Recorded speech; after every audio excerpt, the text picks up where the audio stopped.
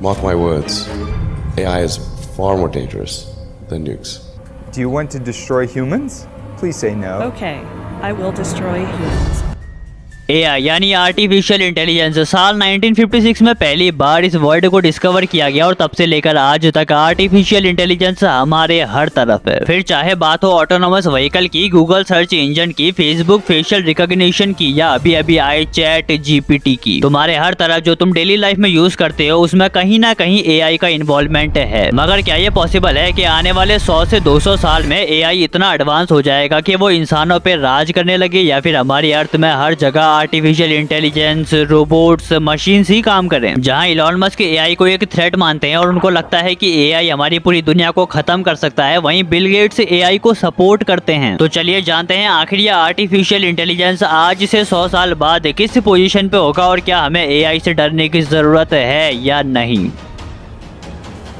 तो वीडियो को पूरा समझने के लिए पहले तो ये 3 पॉइंट्स जो एआई को सपोर्ट करते हैं वो सुनो। पहला, एआई इज प्रोडक्टिव। इस बात को तो मानना ही पड़ेगा कि एआई इंसानों से कई ज्यादा प्रोडक्टिव है। अच्छा एक एग्जांपल से समझो तो एक इंसान है जिसको हमने कोई भी काम दिया, वो इंसान उस काम को करने में तुम्हारे हिसाब से कितना टाइम लगाएगा? अगर काम 5 घंटे का है तो वो उस काम को करने में कम से कम 10 से 12 घंटे लगा ही देगा, जिसके बीच में वो बार बार ब्रेक से लेगा, कभी कॉफी ब्रेक, कभी कॉल पे बात करेगा, कभी इंस्टाग्राम चलाएगा तो कभी सो जाएगा। इस तरह से वो 5 घंटे में खत्म होने वाले काम को 10 घंटे का बना देगा। अब उसी की जगह अगर तुमने यही काम आर्टिफिशियल इंटेलिजेंस के हाथ में दे दिया तो वो 5 घंटे का काम 5 मिनट से भी कम में करके दे देगा। अब जैसे चैट जीपीटी है, उससे तुम स्पीच लिखवा सकते हो, स्क्रिप्ट लिखवा सकते हो, यहाँ तक कि आजकल लोग उसकी मदद से पूरी यूट्यूब वीडियो बना दे रहे हैं। तो ये है पहला फायदा। दूसरा, एआई हैज एक्यूरेसी। इंसान कभी भी 100% एक्यूरेसी नहीं ला सकता, बट आर्टिफिशियल इंटेलिजेंस 0 एरर के साथ 100% एक्यूरेसी ला सकती है। अब एग्जांपल सुन लो, जैसे न्यूक्लियर पावर में ह्यूमन एरर्स की वजह से चेरनोबिल जैसे इंसिडेंट देखने को मिले जिसमें हजारों ने अपनी जान गंवाई। दो बार हमने स्पेस इंडस्ट्री में हादसे देखे। पहला 1986 का स्पेस शटल चैलेंजर डिजास्टर जिसमें 7 एस्ट्रोनॉट्स की जान गई, और साल 2003 में स्पेस शटल कोलंबिया डिजास्टर जिसमें भी 7 एस्ट्रोनॉट्स ने अपनी जान गंवा दी। और ये सारा कांड हुआ इंसानों की छोटी छोटी कैलकुलेशन मिस्टेक्स की वजह से। उसी को अब कंपेयर करके देखो, अब वो हादसे नहीं होते क्योंकि अब हम एआई की मदद लेते हैं। तो ये है दूसरा फायदा। तीसरा, AI works better in risky situations. कोई भी ऐसी जगह जहाँ इंसानों के जाने में रिस्क है, वहाँ एआई पावर्ड रोबोट्स आसानी से काम कर सकते हैं। फॉर एग्जांपल, हमने जब मार्स को स्टडी करना था तो हमने क्या किया, हमने वहाँ मार्स रोवर को भेजा। इसी की जगह अगर हम मार्स पे सैंपल्स लेने किसी एस्ट्रोनॉट को भेजते तो वो एक हाई रिस्क होता। उसी की जगह जैसे चेरनोबिल इंसिडेंट हुआ था तो रिएक्टर कोर के आसपास भी जाने में इंसानों को रिस्क था, क्योंकि रेडिएशन की वजह से इंसान सेकंड्स में खत्म हो जाता। बट तुम्हें बता दूं, वहाँ भी रोबोट्स ने अपना काम किया। ओशंस को एक्सप्लोर करना है, एआई पावर्ड मशीन्स को भेज सकते हैं। तो कुल मिला के ये रिस्की सिचुएशंस में अच्छी तरह काम आता है। वैसे तो फायदे और भी हैं, पर अभी मेनली ये 3 ही फायदे एआई के हैं जिसे हर कोई मानेगा। देखो, हर किसी चीज के फायदे हैं तो नुकसान भी हैं, और एआई के केस में भी एग्जैक्टली यही है। अब मैं तुम्हें इसके ऐसे नुकसान बताता हूँ जिससे हमें डरना चाहिए। पहला, एआई टेक ओवर। मतलब इट्स मे बी पॉसिबल कि जिस स्पीड से आर्टिफिशियल इंटेलिजेंस आज बढ़ रही है और भी एडवांस हो रही है, सुपर इंटेलिजेंस गेन कर रही है, तो फ्यूचर में क्या पता एआई इंसानों पे राज करने लगे, पूरी दुनिया में सिर्फ रोबोट्स ही हों। अब इस हाइपोथेटिकल सिनेरियो की बात शुरू हुई 1920 के एक प्ले से, हाँ एक नाटक से कह सकते हो। उस साइंस फिक्शन प्ले का नाम था RUR, जिसमें कहानी कुछ ऐसी होती है कि एक फैक्ट्री जो रोबोट बनाती है वो इतने एडवांस रोबोट बना लेती है कि अब उन रोबोट्स में फीलिंग आ जाती है। मतलब ऐसा समझ लो कि अब वो इंसानों की तरह बर्ताव करने लग जाते हैं, और अब क्योंकि वो रोबोट सुपर इंटेलिजेंट हैं इसीलिए वो दुनिया पे राज करना चाहते हैं। अब वो रोबोट इंसानों को जान से मारने लगते हैं। हर देश में धीरे धीरे रोबोट ही अपनी गवर्नमेंट बनाते हैं। मतलब अब रोबोट ही पीएम है और वहाँ सोल्जर भी रोबोट ही है। सुनने में मुझे तो फनी लगा, तुम्हें मे भी मेरी बातें बकवास लगे, लेकिन भाई सीरियसली इन फ्यूचर ये कभी भी पॉसिबल हो सकता है। अब ऐसा मैं अपने मन से बना के नहीं कह रहा, सर स्टीफन हॉकिंग से लेके इलॉन मस्क जैसे लोगों का ऐसा मानना है। साल 2014 में तो सर स्टीफन हॉकिंग ने ये तक कहा था, मैं तुम्हें उनके एग्जैक्ट वर्ड्स सुनाता हूँ।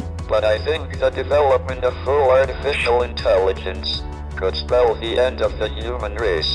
कुल मिला के उनका कहना यह था कि अगर ह्यूमंस ने आर्टिफिशियल इंटेलिजेंस को कंट्रोल नहीं किया और वो एडवांस बन गई तो ह्यूमन रेस का एंड हो सकता है। और यही एग्जैक्टली इलॉन मस्क का भी मानना है, और एक तरीके से देखा जाए तो बात कहीं ना कहीं सही भी है। खुद ही सोचो, हमारी अर्थ में कितनी सारी स्पीशीज है, मगर इंसान इस सबसे ऊपर सभी पर डोमिनेट करता है, क्योंकि हम इंसान उन सभी स्पीशीज से ज्यादा इंटेलिजेंट हैं। अब यही केस एआई के साथ है। अगर एआई इंसानों से ज्यादा इंटेलिजेंट बना तो वो हम पर डोमिनेट करेगा ही करेगा। दूसरा खतरा है AI system can be hacked. तुम सभी ने आयरन मैन 2 तो देखी होगी, जिसमें इवान वैनको नाम का ये रशियन हैकर बहुत सारे रोबोट्स को हैक कर लेता है, जिसके बाद वो रोबोट्स वैसा ही करते हैं जैसा इवान वैनको उनको ऑर्डर देता है। तो रियल लाइफ में भी AI के साथ यही दिक्कत है, कोई भी हैकर AI को हैक करके कुछ भी कांड कर सकता है। अब एक एग्जांपल समझो, मान लो हमने रोबोट्स बनाए, ठीक है, उनको सिक्योरिटी पर्पसेस के लिए बनाया गया, उनको हथियारों से लोडेड किया गया और फिर उन रोबोट्स को कोई रैंडम हैकर डार्क वेब से ऑपरेट करके हैक कर लेता है। तो अब उन रोबोट्स का कंट्रोल उस हैकर के हाथ में है, वो चाहे तो किसी को भी मरवा सकता है। यहाँ तक कि अगर इन फ्यूचर 100 से 200 सालों बाद आर्मी की जगह रोबोट्स हुए तो एक मास्टर हैकर रोबोट्स को हैक करके किसी भी देश पर हमला करवा सकता है। तो मेनली ये दो ही नुकसान है जिससे हमें डरना चाहिए।